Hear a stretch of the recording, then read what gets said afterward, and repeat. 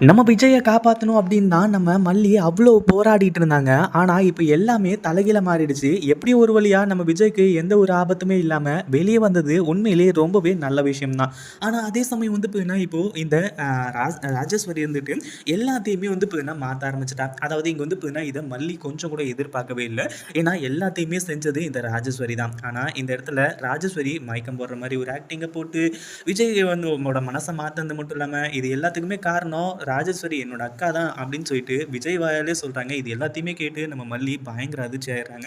அதாவது மல்லி தான் இப்போ வந்து பார்த்தீங்கன்னா, ரொம்ப கெட்டவங்களா நம்ம விஜய் கண்ணுக்கு தெரியிறாங்க. அதுவும் மல்லிய வந்து விஜய் பேசுறது எல்லாத்தையுமே கேட்கும்போது, இதுக்கு மேல வந்து பார்த்தீங்கன்னா, நம்ம இங்க இருந்தா வேலைக்கு ஆகாது. விஜய் சார வந்து பார்த்தீங்கன்னா, எப்படியாச்சும் வெளிய கொண்டு வரணும் அப்படின்னு சொல்லிட்டு வந்து நெனச்சோம். அது நல்லபடியா நடந்து முடிஞ்சிடுச்சு. இதுக்கு மேல நம்ம இங்க இருந்தா கண்டிப்பா வந்து பார்த்தீங்கன்னா பிரச்சனை தான். அப்படிங்கிற மாரி சொல்லி நம்ம மல்லிய வந்து பார்த்தீங்கன்னா முடிவெடுத்து இந்த வீட்ட விட்டு வந்து பார்த்தீங்கன்னா வெளிய போறாங்க.